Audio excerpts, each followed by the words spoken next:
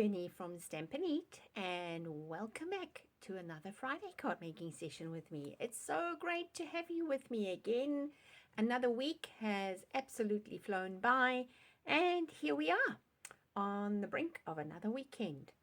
So what are we doing today? Today I want to feature one of the free Sale-a-Bration stamp sets that you can get while stocks last until the 31st of August.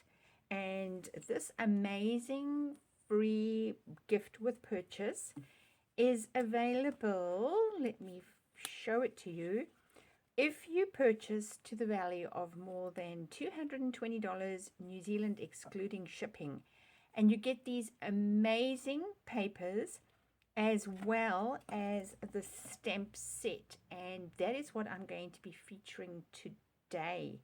There are some beautiful papers in this stamps in this freebie. So if you haven't yet taken advantage of the Sale-a-Bration, I would suggest you get onto it, and you can purchase online from me. All the details are below in the description box. So this card is pretty straightforward to make. Uses a die.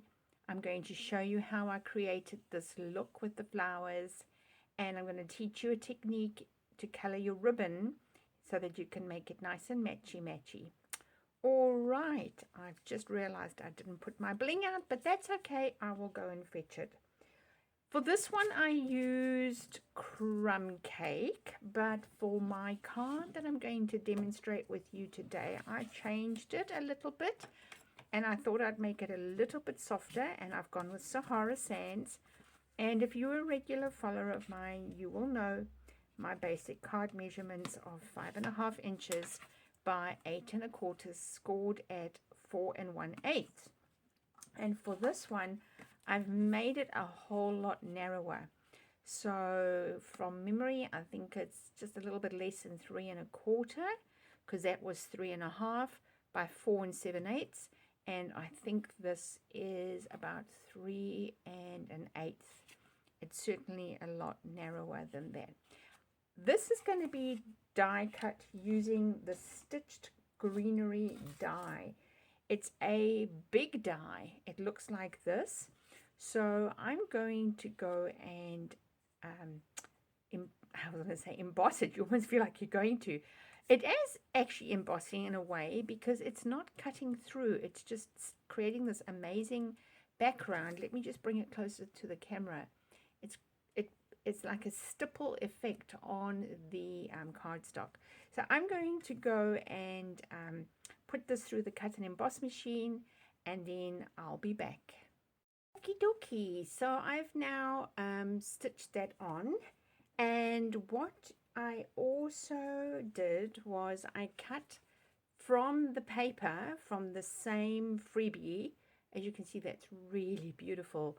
I just used my basic border die, and I've created a little bit of a interest over there. So I'm just going to use my glue, and hopefully there's still enough.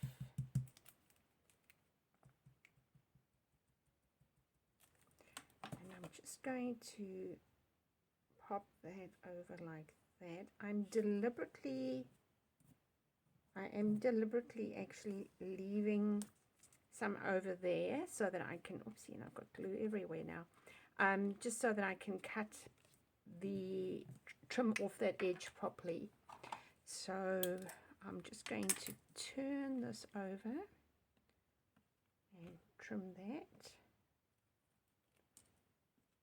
It does feel like that, and I'm actually going to use my glue scissor for this one.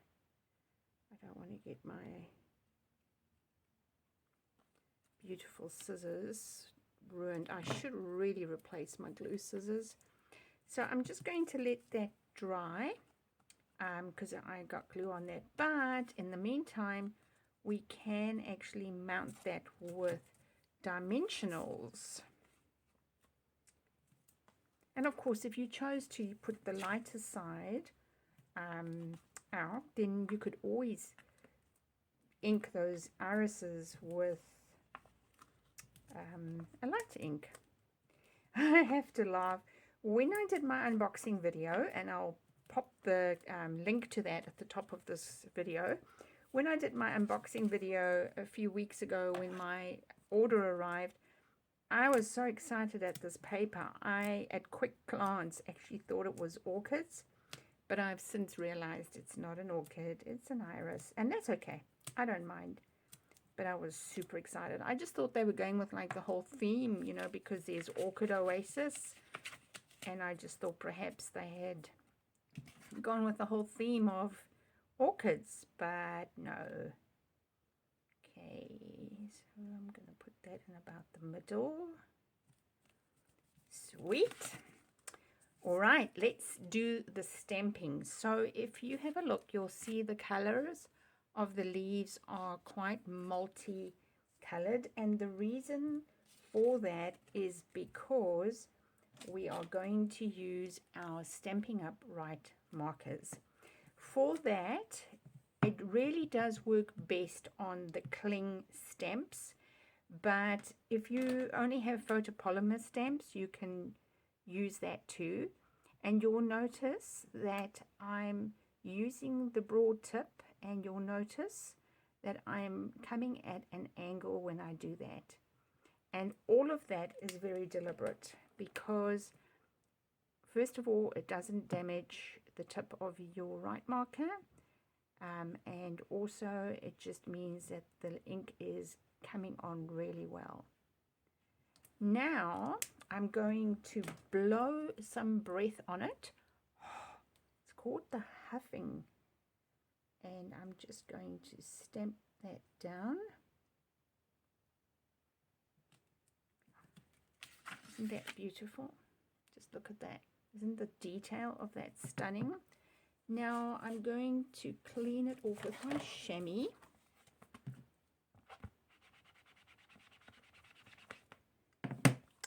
And then I'm going to use Merry Merlot, and I'm going to do the same thing. Come in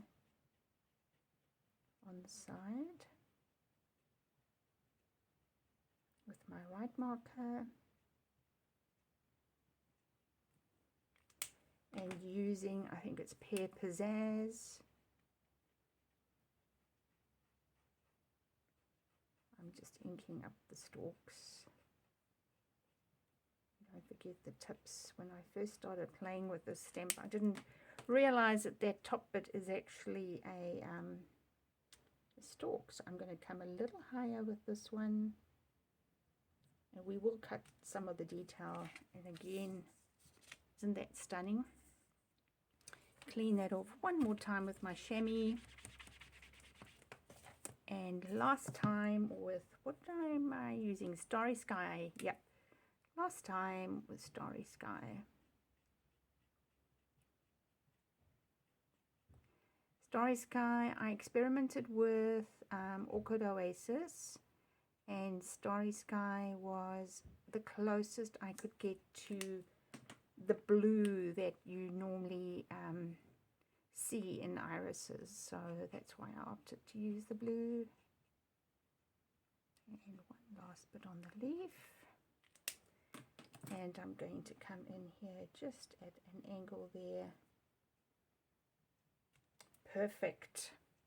Now I'm going to take my layering circle die and position that like that on my over the 3 images, and I'm going to die cut that out.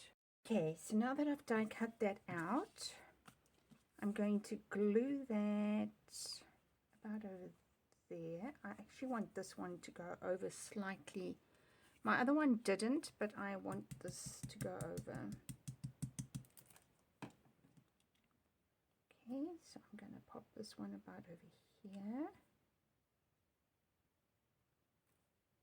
It's so beautiful. I just love the detail in that iris. Now the next thing we're going to do is I'm going to show you how to color your own ribbon. So with this one, I chose to use my right marker, and I got it all over my fingers. With this one, I'm going to use my alcohol ink pen, and I want to see if it's going to look remarkably different. So that's going to be for the ribbon, and that's going to be for the bit to tie. So this is a very straightforward, easy technique. Again, you're using the thick side. I'm also using Starry Sky for this. I'm using the right side. It just felt like it wasn't right. I'm just going to turn that over. And the beauty of this is, A, it's alcohol, it dries quicker, but it also saturates all the way through on both sides, so you don't have to turn it over. Just make sure that if it's long ribbon like I'm using, see, that you put the edges as well. So let's just go back.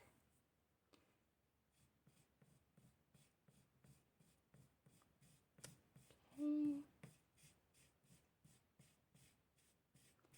And these grid mats are amazing for picking up all the mess.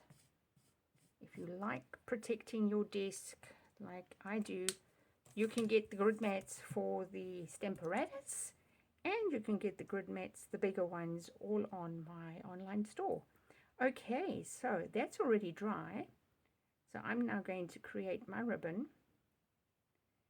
I'm going to pinch it there. And I'm going to bring this middle piece through.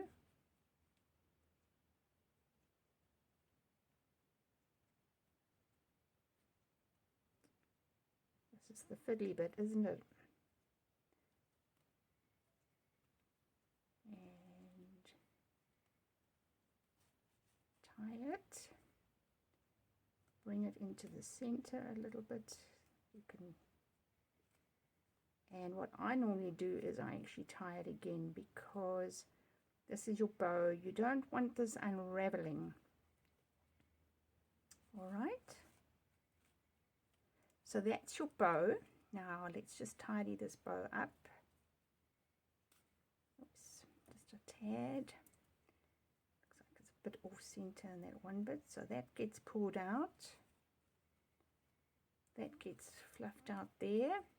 And what I always do is I look at the bits that I don't want. So I'm looking for the bit that looks more like a bow than the other bit, if that makes sense. So this bit has to go. So that bit I cut back. And there will be another bit that looks odd as well. So invariably it will be the one that's in front. So like that. And now I'm left with two bits, and I will cut that. Okay. And I'll probably cut that one a bit. Just a tad. I'm going to put this on with a glue dot. Just need to get those.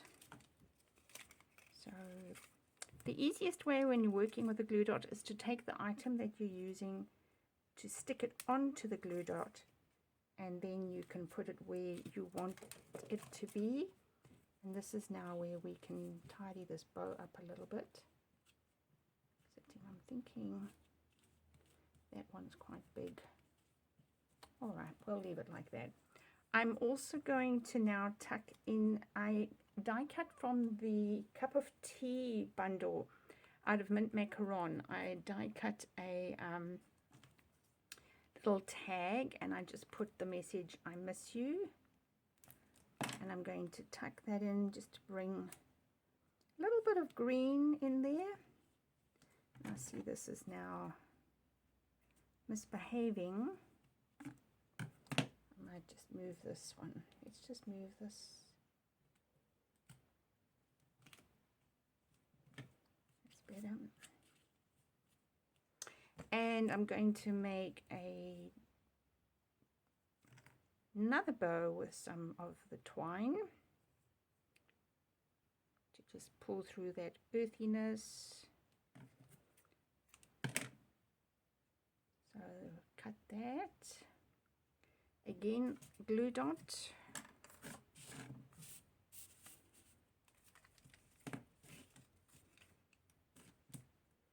And I'll just pop that just there. And we have finished. Almost finished. That one just needs, oh, that little twine is doing its own thing. Let's just cut that shorter. And there we have. That is a very easy, cute card. I really like, oh, and the bling. Let's just put some bling. I would almost forgot the bling. So I'm just using the Rhinestone Basics for this. Such a classic. It always carries through in the catalogue. I might just go with the smaller ones. We'll pop one up there. Remember, when you're doing putting rhinestones or any gems for that matter, we always looking at triangles. So making sure it's all triangular. So there we have a stunning card. I really prefer it in the Sahara Sand actually than the crumb cake. I think the crumb cake was a lot bolder. And interesting, have a look at the ribbons. So this ribbon was with the right marker using Starry Sky. This ribbon, even though he's got a bit of a fatter tail, was using the alcohol blending pens. Softer colors as well. So softer ribbons, softer, I think that works because it's darker, but I do believe that I prefer that look. So that is a free gift. That is your stamp set that is called Wonderful World that we've featured there. I hope you've enjoyed that. Go out and have a wonderful weekend. Have some fun stamping. And remember, until we meet again, stamp, eat, sleep, repeat. Bye.